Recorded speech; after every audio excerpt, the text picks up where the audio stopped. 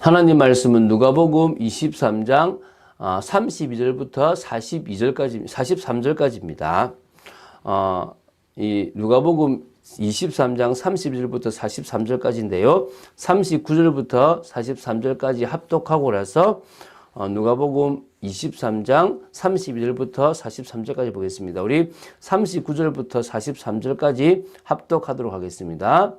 달린 행악자 중 하나는 비방하여 이르되 내가 그리스도가 아니냐 너와 우리를 구원하라 하되 하나는 그 사람을 꾸짖어 이르되 내가 동일한 정죄를 받고서도 하나님을 두려워하지 아니하느냐 우리는 우리가 행한 일에 상당한 보응을 받는 것이니 이에 당연하거니와 이 사람이 행한 것은 옳지 않은 것이 없느니라 하고 이르되 예수여 당신의 나라에 임하실 때 나를 기억하소서 하니 예수께서 이르시되 내가 진실로 내게 이르노니 오늘 내가 나와 함께 낙원에 있으리라 하시니라. 아멘.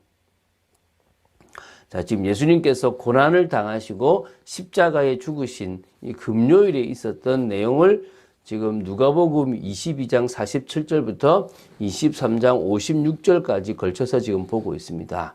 그 중에서 어제 봤던 누가복음 23장 26절부터 31절까지는 예수님께서 처형장으로 이동하신 사실과 또 처형장으로 이동하시는 중에 자신의 모습을 보고 슬퍼하시는 여인들을 향해서 너희들을 나를 위해 슬퍼하지 말고 너희들을 위해서 슬퍼해라라고 말씀하시는 권면이 나옵니다. 자, 오늘 보게 될 누가복음 23장 31부터 43절은요. 예수님께서 십자가형을 집행받으시는 부분과 무리들이 희롱하고 놀리는 부분과 더불어 한편 행악자가 회개하고 주교로 돌아오는 그런 역사가 일어나는 겁니다. 자, 예수님은 십자가에서 우리를 위해서 구원의 길을 열어놓으셨습니다. 근데 그뿐 아니라 그 힘든 고통 속에서도 한 영혼을 구원하시는 아주 귀중한 모습이 나옵니다. 우리 역시 우리의 삶 속에서 이익을 따라가는 것이 아니라 하나님 나라를 위해서 살아가다 보면 이런 정말 복된 일을 하게 될 줄로 믿습니다. 자, 보면서 이야기하도록 하겠습니다. 우리 32절부터 34절까지 보겠습니다. 자, 예수님께서 십자가에 못 박히실 때 홀로 십자가에 못 박히신 것이 아니라 두 행악자와 같이 십자가 형을 받으셨습니다.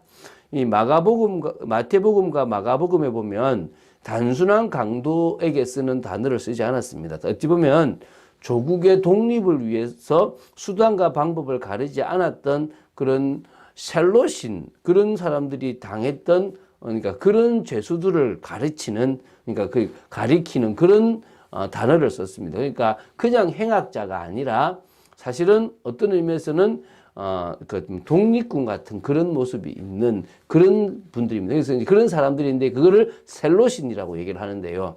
그 단어를 그 마태복음과 마가복음에 썼는데 누가복음에는 그냥 행악자라고 썼어요. 왜 행악자라고 썼냐 하니까 이게 이사야 53장 12절의 말씀이 성취라는 걸 보여주기 위한 거예요. 그러니까 예수님께서 범죄자 중 하나로 헤아림을 입었다라는 그 예언의 말씀을 성취하시기 위한 겁니다.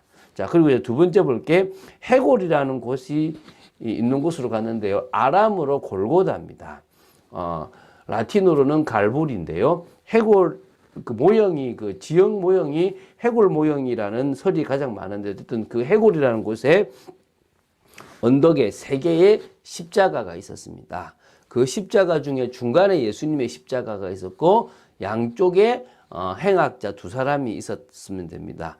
이때 이제 예수님께서 가상칠언이라고 십자가상에서 7의 말씀을 하셨는데 그 중에서 이 누가복음에는 2개가 지금 현재 나옵니다. 오늘 보게 되는 게 2개인데 그죠? 자, 그 2개 중에서 첫 번째 해당하는 그 가상칠언이 오늘 처음 나옵니다. 용서의 기도거든요. 아버지 저들을 사하여 주옵소서 자기들이 하는 것을 알지 못함이니이다. 그러니까 예수님께서는 진정으로 자신을 죽이고 자신을 핍박하는 그런 사람들을 향해서도 지금 저들이 무엇을 하고 있는지 알지 못하고 있는 겁니다. 어찌 보면요. 지금도 기독교를 박해하는 사람들이 뭘 하고 있는지 모르고 있습니다. 우리는 그 속에서 진리를 놓치면 안 됩니다. 우리는 진리를 붙잡고 정말 기도해야 되지만 오히려 저들을 두고 또 하나님 저들을 용서해 주시옵소서 저들이 지금 뭘 하고 있는지 알지 못합니다라는 긍휼을 베풀어 달라라는 그런 기도들을 해야 될 줄로 믿습니다. 자, 그리고요. 근데 그런 기도 속에서 사실은 로마 백부장 한 사람은 죽기로 돌아오는 일도 있었습니다. 참 감사한 일이죠. 자, 그 다음에 했던 일이 뭐냐면 군병들이 예수님의 옷을 제비 뽑아요. 다른 데는 겉옷과 속옷을 다 제비 뽑았단 말은 벌거벗겼다 이 말이죠. 시편 22편 18절에 다윗이 이 부분에 대해서 예언을 했습니다. 그래서 그 말씀의 성취인 거죠. 얼마나 이 십자가가 수치스러운지를 잘 표현해 주고 있습니다. 자, 35절부터 38절의 말씀입니다. 35절에만 해도 조금 대조적입니다. 백성들은 서서 구경을 하는데 관리들은 비웃는 겁니다. 백성들은 안타까움도 있고 그냥 구경하는 겁니다. 멀뚱히. 그런데 관리들은 잘 됐다. 이때 지금 예수를 폄하해야 된다는 생각을 하는 거죠. 저가 남을 구원하였으니 만일 하나님이 택하신 자고 그리스도이면 자신도 구원할지어다. 그리스도라는 이야기를 그들이 입에서 하죠. 그리스도면 나무에 달릴 리가 없다. 그리스도면 저렇게 무능하게 죽지 않을 거다라고 비웃습니다. 그런데요, 그리스도기 때문에 나무에 달렸습니다. 그리스도기 때문에 힘이 있으시지만 십자가에 못 박혀 죽으셨습니다. 할렐루야. 이게 믿어져야 돼요. 지금도 유대인들은 예수님을 그리스도로 인정하지 않습니다. 그런데 바울은 예수님이 나무에 달린 저주, 그 모든 저주를 다 감당하셨기 때문에 그리스도라고 이야기합니다. 자, 로마 군인들도 막 희롱해요. 그래서 신포도주를 먹게 합니다. 마취제의 일종이라고 하는 사람도 있고 그냥 자신들이 먹던 신포도주 술을 먹였다라고 하는 사람도 있는데 어쨌든 이 로마 군인들은 내가 만일 유대인의 왕이면 내가 너를 구원하라라고 조롱을 하는 겁니다. 자, 여기서 보면요. 자, 유대 관리들은 예수님에 대해서 종교적인 측면을 가지고 뭐가 합니까? 조롱을, 희롱을 합니다. 그리스도냐 이렇게. 로마 군인들은 정치적 시각을 가지고 야, 너가 왕이냐? 유대인의 왕이냐라고 이렇게 조롱을 합니다. 각자 시각이 좀 다른 걸 느낄 수 있죠. 자, 예수님의 십자가 위에는 유대인의 왕이라고 쓴 패가 있습니다. 그러니까 아마 로마 병사들이 조롱했겠죠. 이거는 유대 종교 지도자들은 앞에 자칭이라는 말을 써서 자칭 유대인의 왕이라고 써달라고 하는데 빌라도는 아니다. 난 내가 쓸 것을 썼다 하면서 유대인의 왕이라고 썼습니다. 유대인의 왕이 맞으시기 때문에 그렇습니다.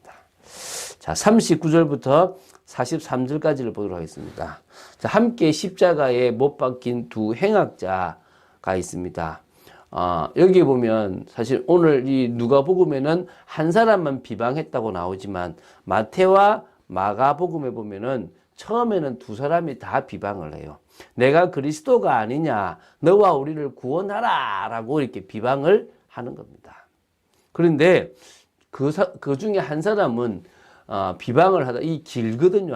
이 십자가에 달리는 시간이 한 6시간 가까이 매달려 있어요. 그 6시간을 지나는 중에 바뀌어 버린 거예요. 아니구나. 우리는 정말 우리 죄 때문에 죽는 거지만 저분은 죄가 없이 죽는 거구나를 안 겁니다. 그래서 중간에 이제 이 한 사람이 비방하던 사람을 꾸짖게 됩니다. 제대로 그리스도라고 알아본 거죠. 내가 동일한 정죄를 받고서도 하나님을 두려워하지 아니하느냐? 우리는 우리가 행한 일에 상당한 보응을 받는 것이니 이에 당연하거니와 이 사람이 행한 것은 옳지 않은 것이 없느니라 라고 바뀌어버린 겁니다. 그리고 예수님을 향하여 간구합니다.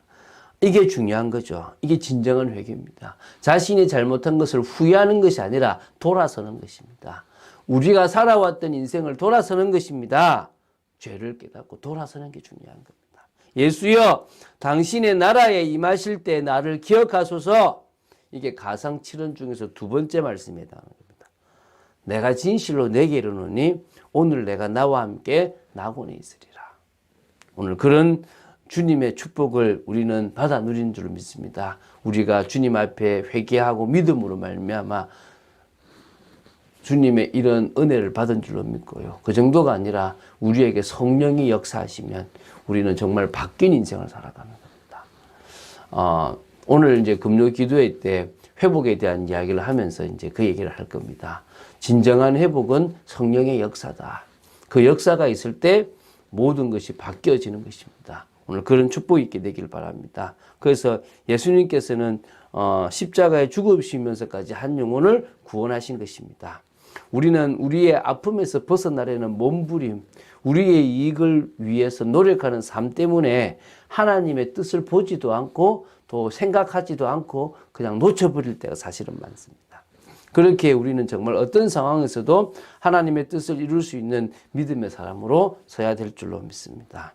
그래서 우리는 회복이 필요하고 성령의 역사가 필요한 겁니다. 누구보다도 그 성령의 역사 속으로 들어가는 것보다 더 중요한 것은 없음을 기억해야 될 줄로 믿습니다. 하나님의 마음에 합당한 사람, 그게 우리가 나아가야 될 방향이고요. 그리스도와의 참된 연합을 이루는 것이 진정으로 우리가 이뤄가야 될 삶인 줄 믿으시기 바랍니다. 우리를 채워주시는 하나님, 우리의 모든 필요를 채워주시는 하나님의 그 역사를 보고 싶습니까? 그러면 하나님의 통치 속으로 들어가시기 바랍니다. 하나님의 계획 속으로 들어가시기 바랍니다. 하나님의 뜻 속으로 들어가시기 바랍니다. 내 자아가 살아있는 만큼 주님의 역사는 사실적으로 없습니다. 주님이 우리에게 역사하시려면 온전히 주님 앞에 주님의 은혜 아니면 안 된다는 것을 봐야 됩니다.